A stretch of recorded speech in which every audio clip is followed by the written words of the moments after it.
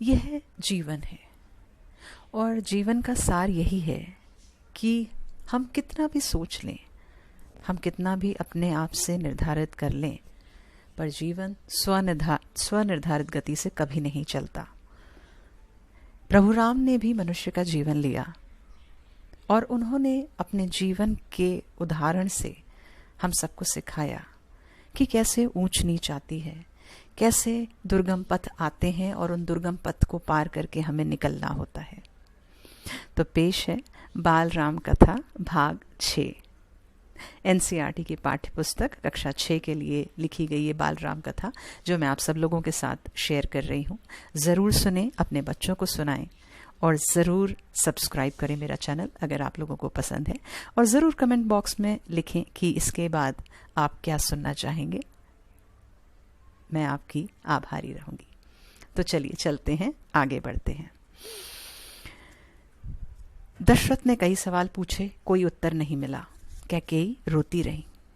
तुम मेरी सबसे प्रिय रानी हो, मैं तुम्हें प्रसन्न देखना चाहता हूँ। तुम्हारी खुशी के लिए मैं कुछ भी कर सकता हूँ, कुछ भी, धरती आसमान एक कर सकता हूँ। दशरथ ने कैकेयी को मनाने का बहुत प्रयास किया, उत्तर उन्हें फिर भी नहीं मिला। दशरथ भी भूमि पर बैठ गए, विनती करते रहे। हाँ, मैं बीमार हूँ। कैकेयी ने कहा, मैं अपनी बीमारी के संबंध में आपको बताऊंगी, लेकिन पहले आप एक वचन दें, मैं जो मांगू उसे पूरा करेंगे। राजा ने तत्काल हामी भर दी। कहा, मैं राम की सौगंध खाकर कहता हूं, तुम्हारी हर इच्छा पूरी करूंगा। महाराज दशरथ ने राम की सौगंध ली तो कैकेयी उठकर बैठ गईं। आप मुझे वे दोनों वरदान दे दीजिए जिसका संकल्प आपने वर्षों पहले रणभूमि में लिया था। महाराज दशरथ ने हामी भरी। कैकेयी ने कहा, कल सुबह राज्य अभिषेक भरत का हो, राम का नहीं। दशरथ भौचक रह गए, उन पर वज्रपात सा हुआ। थोड़ा रुककर कैकेयी बोली, और राम को 14 वर्ष का वनवास हो। दशरथ का चेहरा सफेद पड़ गया, अवाक रह गए, सिर चकराने लगा। वे मूर्छित होकर गिर पड़े। आखिर कैसे सहते, पिता थे ना, और राजा राम के लिए इतना उत्कृष्ट सोच रहे थे, उनको राज गद्दी सौंपने के लिए सोच रहे थे, और ऐसी बात। कुछ देर में राजा को होश आया, कैकेयी की ओर देखा, बड़े कातर भाव से बोले, यह तुम क्या कह रही हो? मुझे विश्वास नहीं होता कि मैंने सही सुना है। क्योंकि राम कैकेयी के बहुत प्रिय थे। कैकेयी अड़ी रही। दशरथ कैकेयी की मांग को अस्वीकार करते रहे, अनर्थ बताते रहे। तब कैकेयी ने अंतिम हथियार चलाया। अपने वचन से पीछे हटना रघुकुल का अनादर है। आप चाहें तो ऐसा कर सकते हैं। कहते हैं ना, रघुकुल रीत सदा चली आई, प्राण जाए पर वचन न जाए।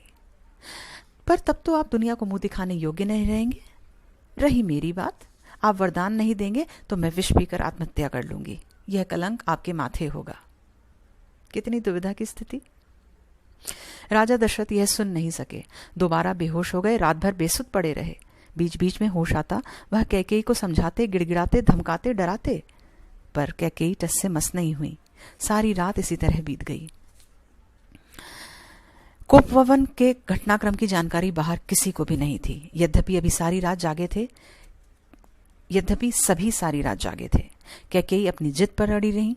राजा दशरथ उन्हें समझाते हुए वहां बैठे रहे। नगरवासी राज्याभिषेक की तैयारी करते हुए इंतजार करते रहे। गुरु वशिष्ठ की आंखों में भी नींद नहीं थी। आखिर राम का अभिषेक था। दिन चढ़ने के साथ चहल पहल और बढ़ गई। हर व्यक्ति शुभ घड़ी की प्रतीक्षा में था। महामंत्री सुमंत्र कुछ असहज थे। महर्षि के पास आए। दोनों ने महाराज के बारे में चर्चा करी। पिछली शाम से किसी ने महाराज को देखा नहीं था। कुछ लोगों के लिए इसका कारण आयोजन की व्यस्तता थी। महर्षि ने सुमंत्र को राजभवन भेजा। समय तेजी से बीत रहा था। शुभ घड़ी निकट आ रही थी। सारी तैयारियां हो चुकी थीं। केवल महाराज का आना शेष था। सुमंत्र तत्काल राजभवन पहुंचे। कैकेयी के महल की सीढ़ियां चढ़ते हुए सुमंत्र को एक अनजान डर ने घेर लिया। अंदर पहुंचे, देखा कि महाराज पलंग पर पड़े हैं, बीमार, दीनहीन। सुमंत्र का मन भांपते हुए कैकेयी ने कहा, चिंता की कोई बात नहीं मंत्रीवर, महाराज राज्याभिषेक के उत्साह में रात भर जगे हैं। वे बाहर निकलने से पूर्व राम से बात करना चाहते हैं। कैसी बात? सुमंत्र ने पूछा। मैं नहीं जानती, अपने मन की बात वे राम को ही बताएंगे, आप उन्हें बुला लाइए। दशरथ ने बहुत क्षीण स्वर में राम को बुलाने की आज्ञा दी। सुमंत्र के मन में कई तरह की आशंकाएं थीं, पर वे उन्हें टालते रहे। राम के निवास के बाहर भारी भीड़ थी, लक्ष्मण भी वहीं थे। भवन को सजाया गया था। सुमंत्र को देखकर कोलाहल बढ़ गया। लोगों के लिए यह एक संकेत था राज्याभिषेक के लिए राम को आमंत्रित करने का।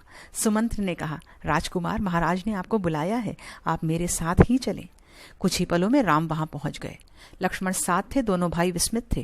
वे राजसी वस्त्रों में थे, सजे धजे। लोग जय जयकार करने लगे, पुष्प वर्षा होने लगी। राजकुमार समझ नहीं पा रहे थे कि महाराज ने अचानक उन्हें क्यों बुलाया।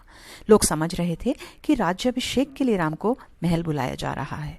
महल में पहुंचकर राम ने पिता को प्रणाम किया, फिर माता कैकेयी को। राम को देखते ही राजा दशरथ बेसुध हो गए। उनके मुंह से एक हल्की सी आवाज निकली, राम। उन्हें होश आया, तब भी वे कुछ बोल नहीं सके। थोड़ी देर तक चुप्पी रही, असहज सन्नाटा। कोई कुछ नहीं बोला तो राम ने पिता से पूछा, क्या मुझसे कोई अपराध हुआ है? कोई कुछ बोलता क्यों नहीं? आप ही बताइए माते। महाराज दशरथ ने मुझे एक बार 2 वरदान दिए थे। मैंने कल रात वही दोनों वर मांगे जिससे वे पीछे हट रहे हैं। यह शास्त्र सम्मत नहीं है, रघुकुल की नीति के विरुद्ध है। कैकेयी ने बोलना जारी रखा, मैं चाहती हूं कि राज्याभिषेक भरत का हो और तुम 14 वर्ष वन में रहो। महाराज यही बात तुमसे कह नहीं पा रहे थे। राम संयत रहे। उन्होंने दृढ़ता से कहा, पिता का वचन अवश्य पूरा होगा। भरत को राजगद्दी दी जाए। मैं आज ही वन चला जाऊंगा। राम की शांत और सदी हुई वाणी सुनकर कैकेयी के चेहरे पर प्रसन्नता छा गई। उसकी मनोकामना पूर्ण हुई। राजा दशरथ चुपचाप सब कुछ देख रहे थे, स्पंदनहीन। कैकेयी की ओर देखते हुए उनके मुंह से बस एक शब्द निकला, धिक्कार।